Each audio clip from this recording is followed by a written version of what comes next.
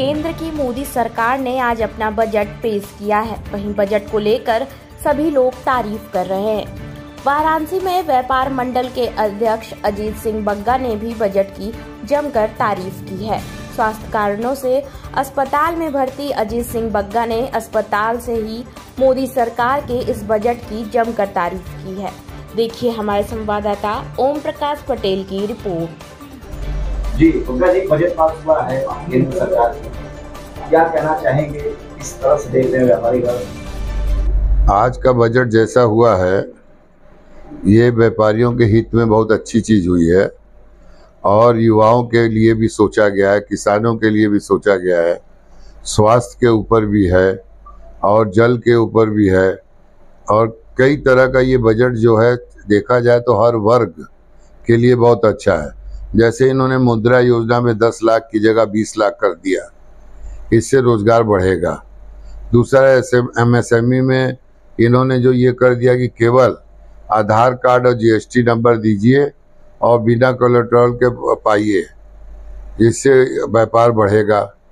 और इन्होंने जो इनकम टैक्स में छूट दे दी, ये भी 15 लाख में 20% की अच्छी छूट है।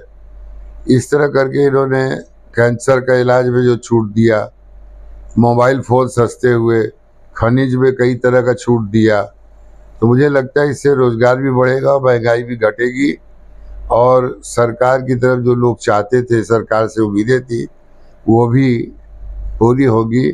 और किसान के साथ इन्होंने जिस तरह का अच्छा बजट में व्यवहार किया है तो इससे व्यापारियों को भी लाभ मिलेगा।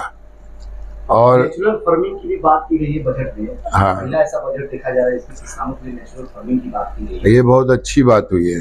क्या लगता है इससे व्यापार में कितना फायदा होगा? व्यापार को बहुत फायदा होगा। किसानों के पास जब फंडिंग आएगी नेचुरल, तो वो व्यापार करेंगे, उसको उद्योग अपने उसमें उपज में लगाएंगे, उससे ज़्यादा धान उपेगा, लोग मार्केट में उसका फायदा आएगा और व्यापारियों का भी व्यापार बढ़ेगा।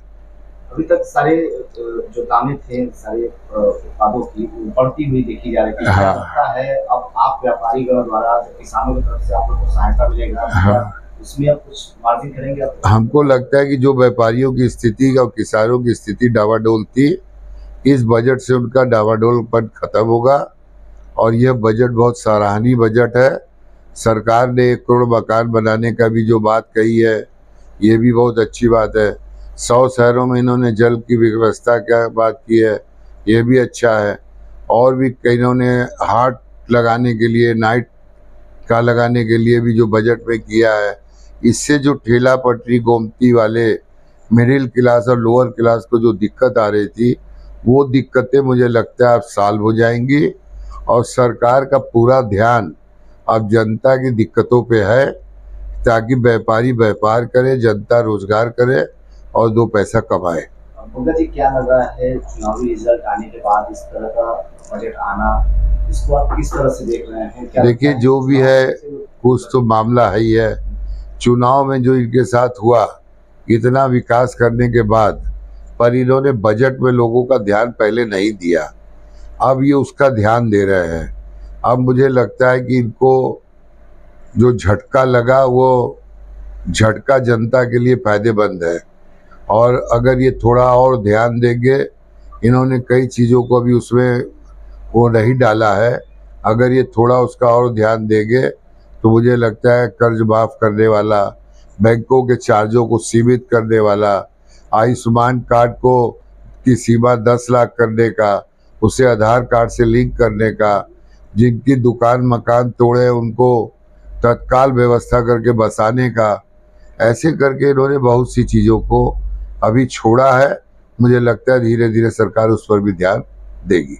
आगामी चुनाव होने वाले हैं, क्या लगता है ये बजट कितना फायदेमंद है? ये बजट का लाभ इनको मिलेगा और माननीय मुख्यमंत्री जी का पूरा ध्यान इस समय यूपी पर है और वो खुद इसको नज़र में रखे हुए हैं और मुझे लगता है कि ये सरकार का बजट और सरकार का जो ध्यान है, इससे बहुत इनको लाभ मिलेगा। जो एक लोगों के दिमाग में था कि 2027 में इनको नुकसान होगा, मुझे नहीं लगता कि ऐसा कोई नुकसान होगा।